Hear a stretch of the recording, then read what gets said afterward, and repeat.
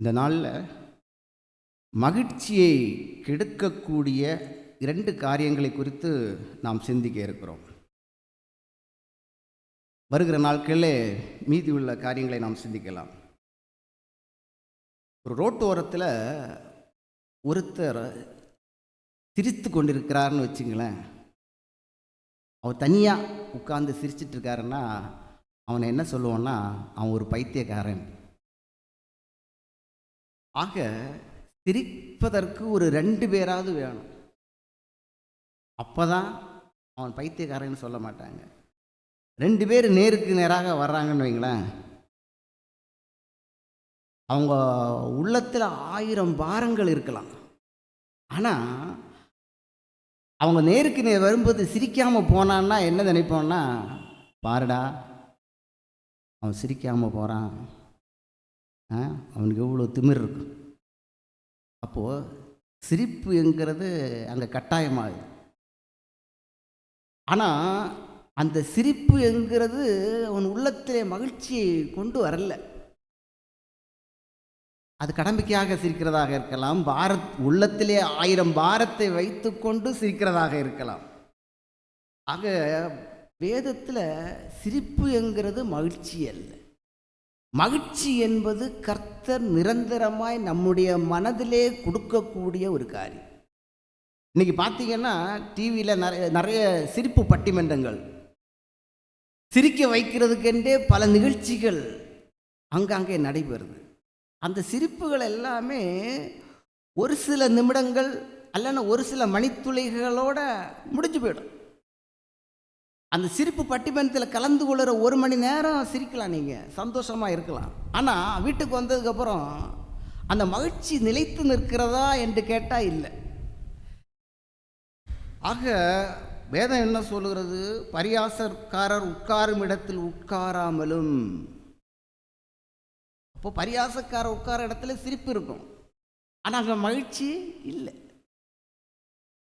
இப்போ ரீசெண்டாக பார்த்தீங்கன்னா திருநெல்வேலியில் ஒரு ஸ்கூலில் 9வது படிக்கிற பிள்ளைங்க, பெண் பிள்ளைகள் 14 வயசு தான் ஆச்சு, மது அருந்தி ஆட்டம் போட்டிருக்காங்க. அங்கே என்னது, அவங்களுக்கு எதுக்காக அதை பண்ணாங்க? சின்ன பிள்ளை தான், சந்தோஷத்தை பெற்றுக்கொள்ள வேண்டும் என்பதற்காக. கடைசியில் என்ன பண்ணிட்டாங்க, அந்த பிள்ளைகளுக்கு டிசி கொடுத்து அனுப்பிட்டாங்க. பெற்றோருக்கு தெரிஞ்சு போச்சு, ஊர் உலகத்துக்கு தெரிஞ்சு போச்சு, இந்த பிள்ளையா கேவலம். ஆக அந்த சிரிப்பு எங்கே போய் முடிஞ்சிச்சுன்னு நமக்கு தெரியும். அதான் புசிப்பும் குடிப்பும் மட்டும் என்னது இல்லை, சந்தோஷம் அல்ல. ரோமர் 14:17 சொல்லுது, தேவனுடைய ராஜ்யம் புசிப்பும் குடிப்பும் அல்ல, அது நீதியும் சமாதானமும் பரிசுத்த ஆவியினால் உண்டாகும் சந்தோஷமுமாயிருக்கிறது. நிலையான சந்தோஷம் பரிசுத்த ஆவியினாலே உண்டாகிற சந்தோஷம்.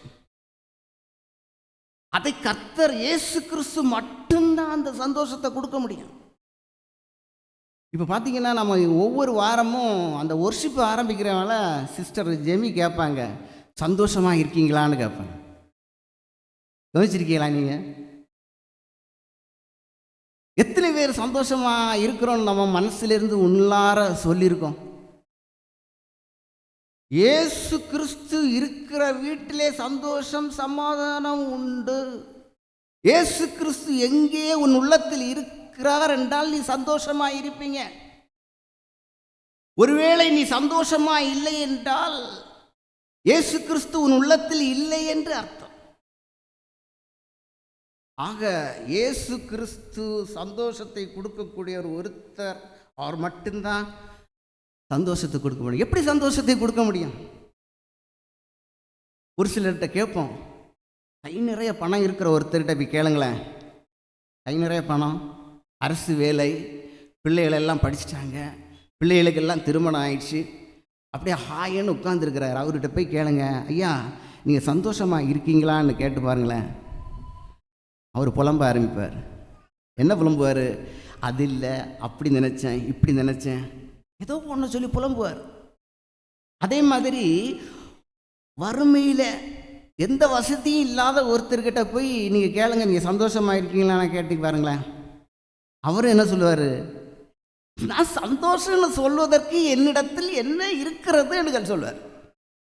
ஆக பணமோ பதவியோ அந்தஸ்தோ வாழ்க்கையின் காரியங்கள் உனக்கு சந்தோஷத்தை கொடுப்பதில்லை.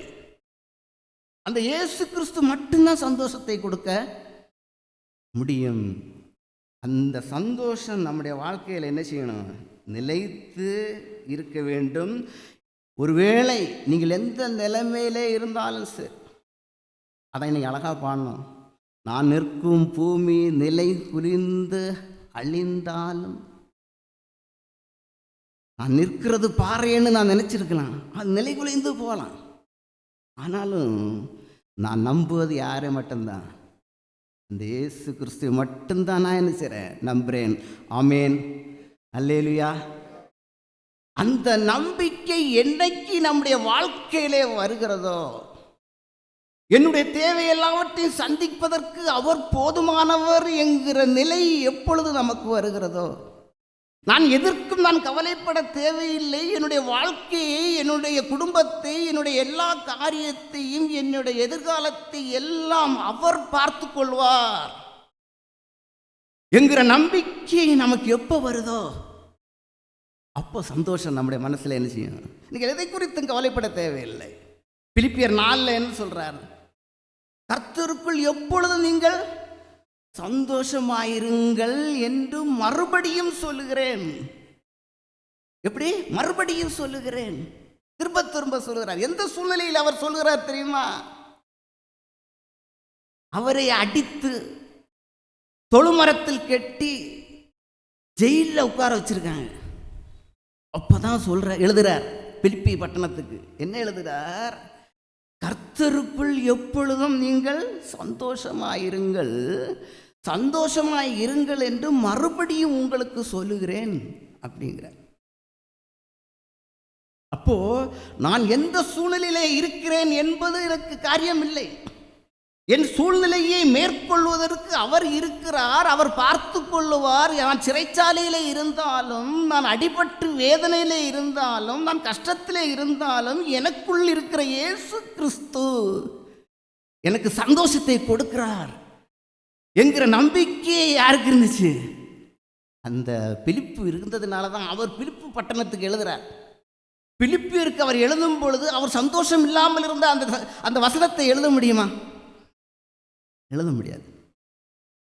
ஆக நம்முடைய சூழ்நிலை எதுவாக இருந்தாலும் அவரிலே நாம் என்ன செய்யணும்? சந்தோஷமாக இருங்கள். சந்தோஷமாக மகிழ்ச்சியாக இருக்கும் பொழுது அவர் உங்களோடு இருக்கிறார் என்பது உறுதியாகிறது. அல்லேலூயா, ஆமென். இந்த சந்தோஷத்தோடு நாம் இந்த இடத்துல இன்று கடந்து செல்ல அழைக்கப்படுகிறோம். முதலாவதாக, எதிர்காலத்தை குறித்த பயம் நம்முடைய மகிழ்ச்சியை கெடுக்கிறது. 1 ராஜாக்கள் 19:4.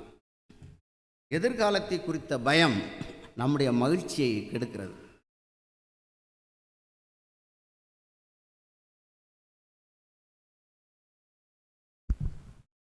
அவன் வனாந்திரத்தில் ஒரு நாள் பிரயாணம் போய் ஒரு சூரை செடியின் கீழ் உட்கார்ந்து தான் சாக வேண்டும் என்று கோரி போதும் கர்த்தாவே, என் ஆத்மாவை எடுத்துக்கொள்ளும், நான் என் பிதாக்களை பார்க்கலும் நல்லவன் அல்ல என்று சொல்லி.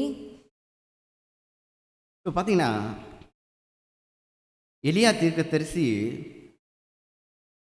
ஆகாப் செய்ததான எல்லா அட்டூழியங்கள் நிமித்தமாக கர்த்தர் எலியா தீர்க்கதரிசி சொல்கிறாரு, நீ ஆகாப் இடத்துல போய் என்ன சொல்கிற?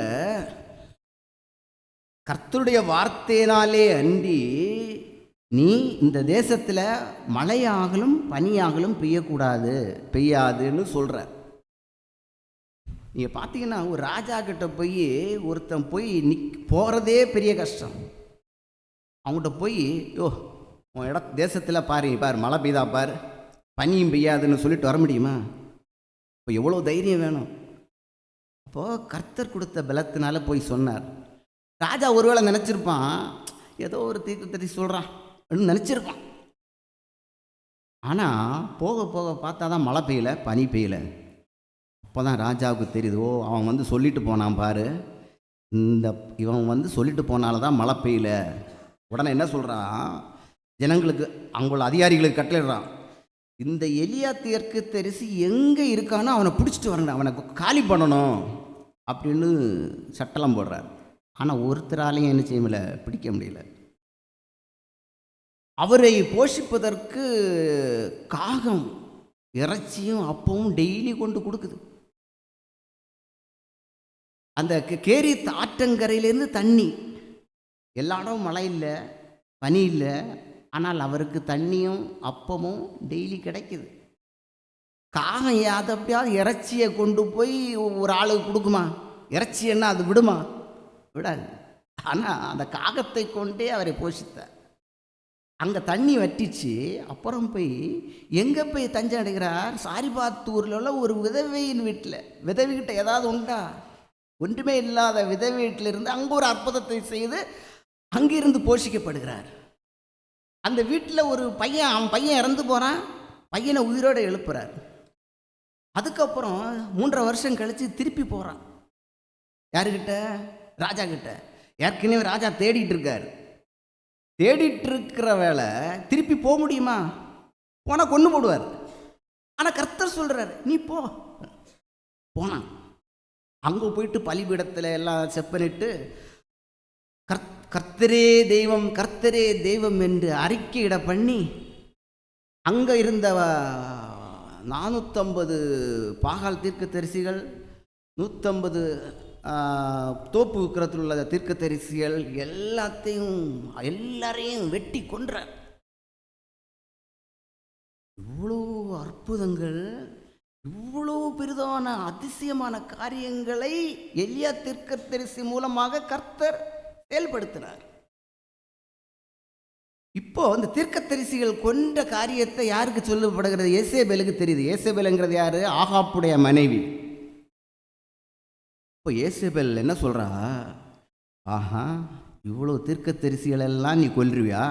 அப்போது அவர் தீர்க்கதரிசிகளுக்கு செய்யப்பட்டதுக்கு 10 மடங்கு நான் உனக்கு செய்யாமற் போவேனோ என்று சொல்லி சபதம் போடுறேன்.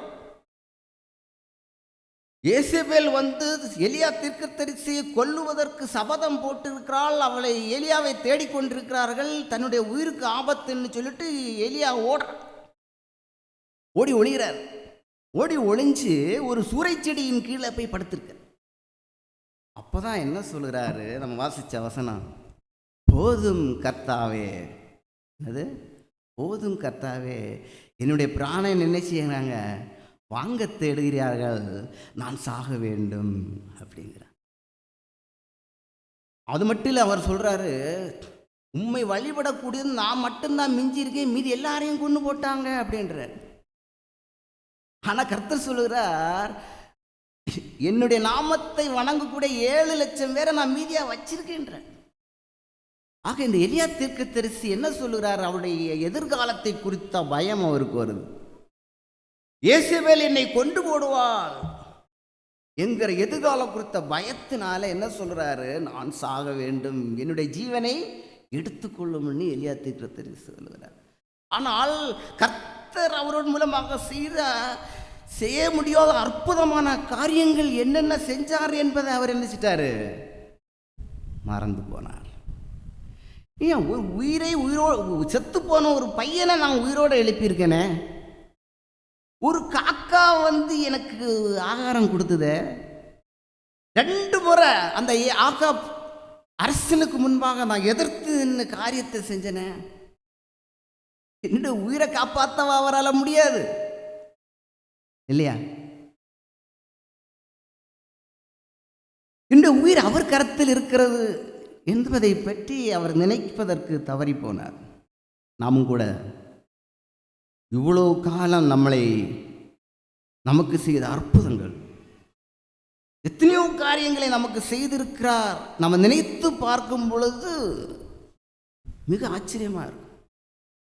இன்னைக்கு இந்த 3வது மாடியில் யாருடைய துணையும் இல்லாமல் வந்து உட்கார்ந்துருக்கோம் இல்லையா? அந்த பாக்கியம் எத்தனையோ இருக்கு இல்லை? இன்னைக்கு அநேகர் நம்ம நிம்மதியாக இங்கே வந்து உட்கார்ந்துருக்கோம்ல, நமக்கு ஆகாரம் கர்த்தர் கொடுத்தார் இல்லையா? அந்த ஆகாரத்தை சாப்பிடுவதற்கான பலத்தை கொடுத்தார் இல்லையா? எத்தனை பேருக்கு ஆகாரம் இருக்கு, சாப்பிட முடியல. அவர் பாராட்டின எவ்வளோ நன்மைகள். எத்தனை பேருக்கு குழந்தை இல்லை, எத்தனை பேருக்கு வேலை இல்லை.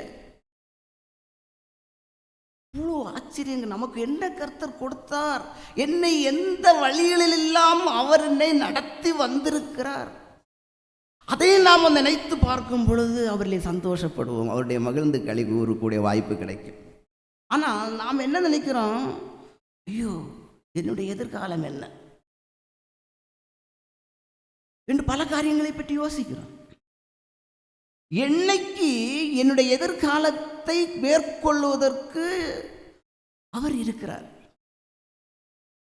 என்னுடைய எல்லாவற்றையும் பார்த்து கொள்வதற்கு அவர் இருக்கிறார் என்ற நம்பிக்கை இருக்கும் பொழுது மகிழ்ச்சி தானாக வந்துவிடும். உன்னுடைய எதிர்காலத்தை குறித்து என்ன செய்ய தேவையில்லை, நீ பயப்பட தேவையில்லை.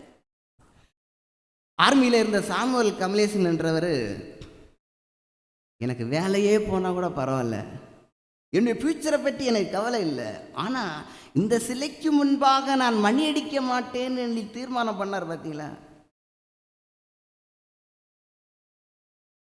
எனக்கு எதுவாலும் நஷ்டமானாலும் போனாலும் என்னுடைய தேவையை சந்திக்க அவர் போதுமானவராக இருக்கிறார் என்ற நம்பிக்கை இருக்கும் பொழுது நமக்கு என்ன செய்யும், சந்தோஷம் வரும்.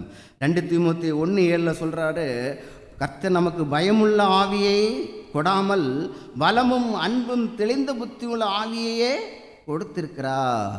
நம்ம எதுக்கு என்ன செய்ய தேவையில்லை, பயப்படுவதற்கு தேவையில்லை. பயம், எதிர்காலத்தை குறித்த பயம் அநேகரை இன்னைக்கு முடக்கி விடுகிறது. அநேகர் அந்த எதிர்காலத்தில் என்ன ஆகுமோ என்ற பயத்தினால முடங்கி போகிறார்கள். இன்னைக்கு எனக்கு என்ன கர்த்தர் எதிலே வைத்திருக்கிறார் என்கிறதை பற்றி சிந்திக்காதபடிக்கு எதிர்காலத்தை குறித்து பயப்படுகிறதுனாலே அநேகர் எதையும் செய்ய முடியாதபடிக்கு, கர்த்தருக்காக எதையும் செய்யாதபடிக்கு முடங்கி போகிறார்கள். அதான் பவுல் என்ன சொல்கிறார், என்னை பலப்படுத்துகிற கிறிஸ்துனாலே எல்லாவற்றையும் செய்ய எனக்கு பலன் உண்டு. ஆமேன், அல்லேலூயா. அதான் ஏசாயா 41:10 சொல்லுகிறது, நீ பயப்படாதே, நான் உன்னுடனே கூட இருக்கிறேன், திகையாதே, உன் தேவன் நான் உன்னை பலப்படுத்தி உனக்கு சகாயம் பண்ணுவேன், என் நீதியின் வலது கரத்தினால் உன்னை தாங்குவேன். என்ன சொல்ற, நீ எதற்கும் பயப்படாத. நீ ஏன் பயப்படணும், நான் உன்னுடனே கூட இருக்கிறேன். உன் கூட இருக்கிறது சாதாரண ஆள் இல்லை, சர்வ வல்லமையுள்ள தேவன், பராக்கிரமானவர், வல்லமையுள்ள தேவன். அவர் இருக்கும் பொழுது நான் எதற்கும் பயப்பட வேண்டிய அவசியம் எனக்கு இல்லை. அந்த நம்பிக்கை நம்மிடத்தில் இருக்கும் பொழுது அந்த சந்தோஷம் நமக்கு வரும். அதான் யோசுவாவுக்கு சொல்கிறார் கர்த்தர், என்ன சொல்கிறார், உனக்கு முன்பாக எதிர்த்து நிற்பது யாருமே இல்லை என்றார். ஏசாயா 1:5 பார்க்கும் பொழுது, நீ உயிரோடு இருக்கும் நாளெல்லாம் ஒருவனும் உனக்கு முன்பாக எதிர்த்து நிற்பதில்லை, நான் உன்னை விட்டு விலகுவதும் இல்லை, உன்னை கைவிடுவதும் இல்லை. அப்பேற்பட்ட நம்பிக்கை என்னைக்கு உங்களுடைய வாழ்க்கையில் வருகிறதோ, என்னுடைய வாழ்க்கையை கர்த்தர் மேற்கொள்வார். நான் நம்பி இருக்கிற பாறை அவர். எதுதான் எனக்கு சூழ்நிலைகள் எதுவாக இருக்கிற சூழ்நிலைகள் எனக்கு கஷ்டமாக இருக்கலாம், நாம் நம்பி இருக்கிற காரியங்கள் எல்லாம் என்னை விட்டு விலகி இருக்கலாம், ஆனால் நான் நம்பி இருக்கிற கர்த்தர் என்னோடு கூட இருக்கிறார், என் நம்பிக்கை அவரே என்கிற எண்ணம் நம்முடைய வரும்பொழுது ஆட்டோமேட்டிக்காக நம்மிடத்தில் மகிழ்ச்சி உண்டாகிறது.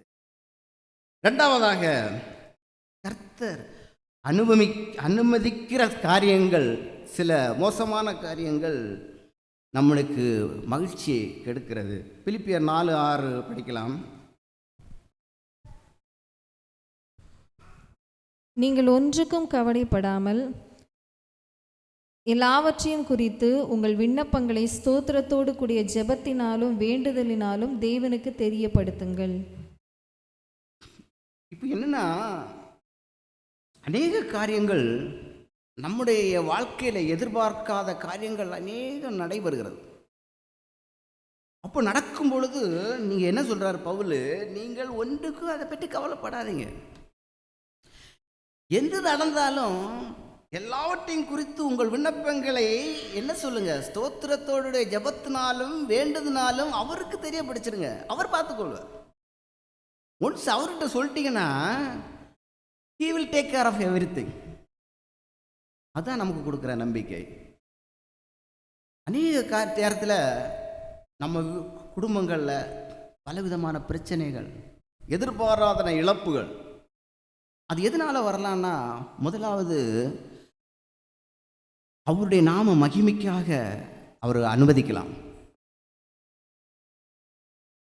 ஒரு பெரிய நோய் வரலாம்.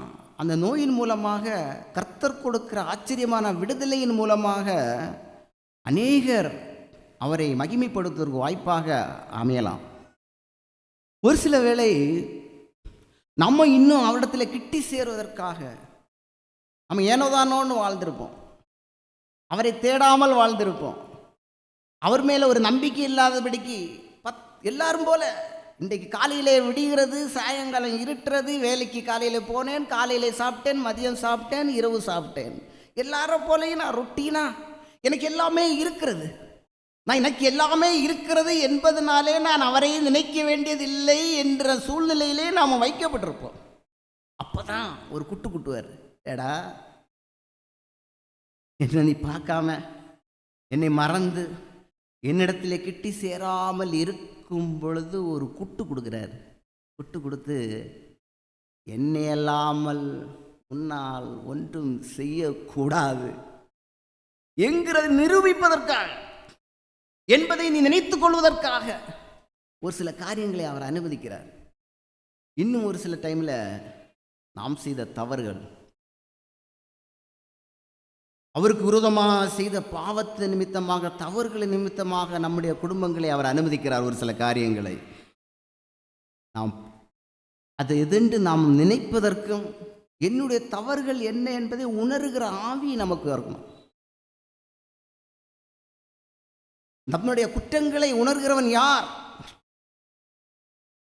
நம்முடைய குற்றங்களை நம்ம உணரவே மாட்டோம். நம்ம செய்கிற எல்லா காரியமும் ரைட்டுன்னு தான் சொல்லுவோம். நம்முடைய கேரக்டர், ரெண்டு பேருக்கு சண்டைன்னு வைங்களேன், நான் ரைட், நான் தான் ரைட்டு, அவன் தப்புன்னு தான் சொல்லுவோம். ஒரு நடுநிலையாக நின்று, ஓஹோ நான் செய்தது தப்புன்னு யாராவது ஒத்துக்கிறாங்களா?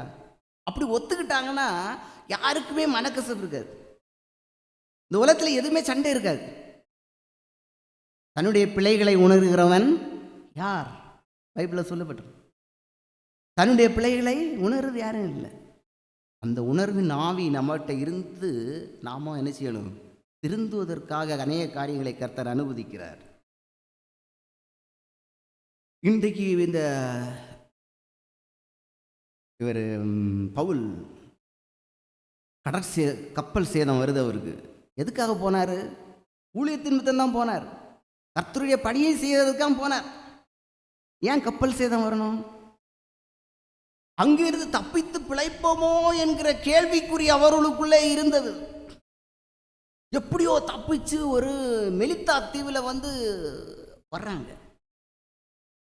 அந்த மெலித்தா தீவில் வர்ற வேளை அங்கேயும் சூட்டுக்காக நெருப்பு வைக்கிறாங்க. அந்த விறகுல உள்ள பாம்பு என்ன செய்யுது? அவளை கடிக்குது. அப்போ அந்த தீவில் இருக்கிறவங்கெல்லாம் சொல்கிறாங்க, பாத்தியடா நீ சாக வேண்டியவன் தான், எப்படியோ கடல்லேருந்து தப்பிச்சு வந்த, ஆனாலும் ஒன்று விடலை பார்த்தியா அந்த பாம்பு.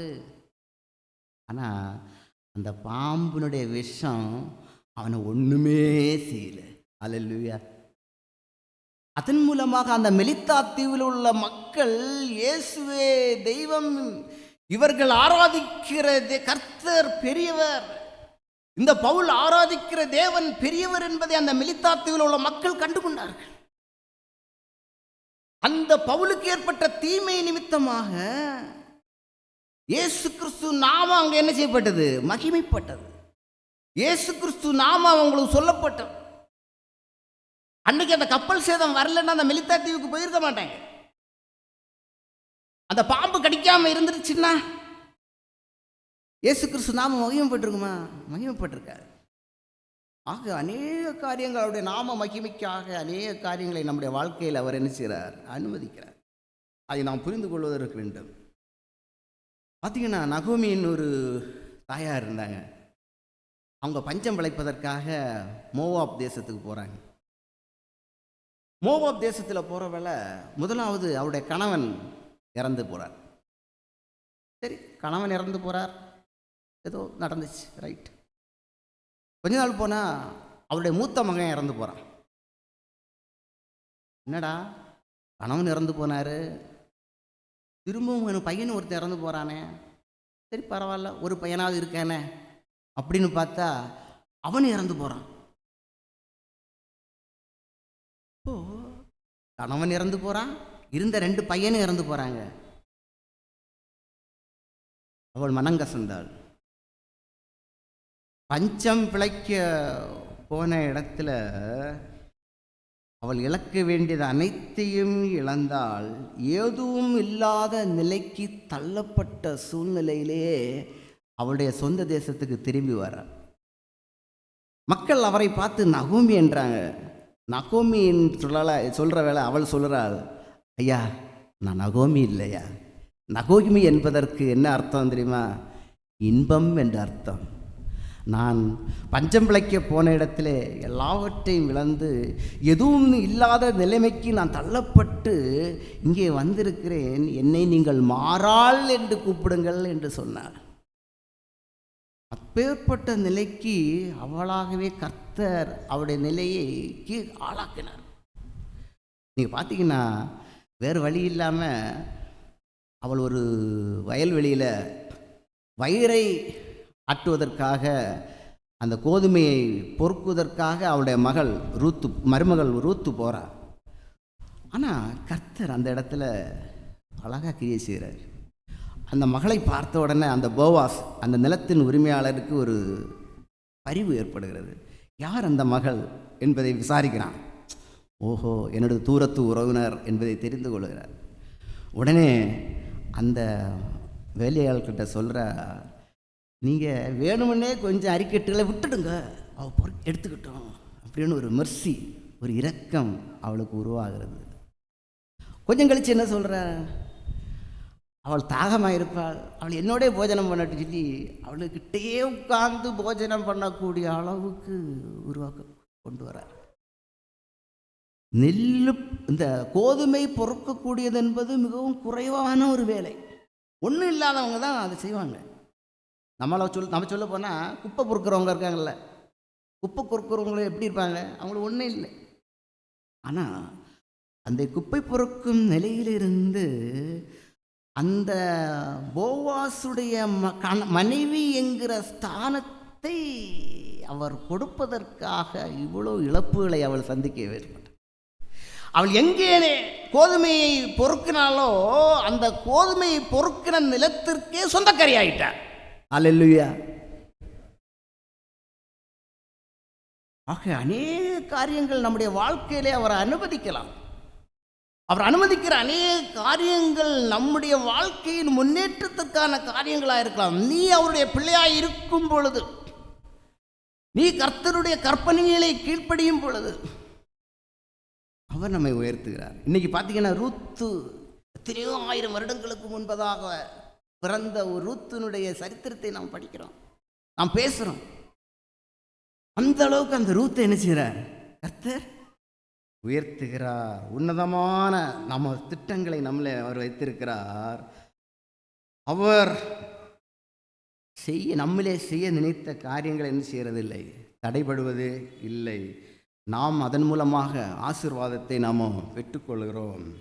அதான் ஆபக்கூக் ஏற்கனவே நம்ம பார்த்துருக்குறோம். ஆபக்கூக் 3ஆம் அதிகாரத்தில் பார்த்தீங்கன்னா, அத்திமரம் துளிர் விடாமற் போனாலும், திராட்சை செடிகளில் பழம் உண்டாகாமற் போனாலும், ஒலிவ மரத்தில் பலன் அற்று போனாலும், வயல்களில் தானியத்தை விளைவியாமற் போனாலும், கிடையில் ஆட்டு மந்தைகள் முதலற்று போனாலும், தொழுவத்திலே மாடுகள் இல்லாமற் போனாலும், நான் கர்த்தருக்குள் என்ன செய்வேன்? மகிழ்ச்சியாக இருப்பேன். என் ரட்சிப்பின் தேவனுக்குள் களி கூறுவேன்.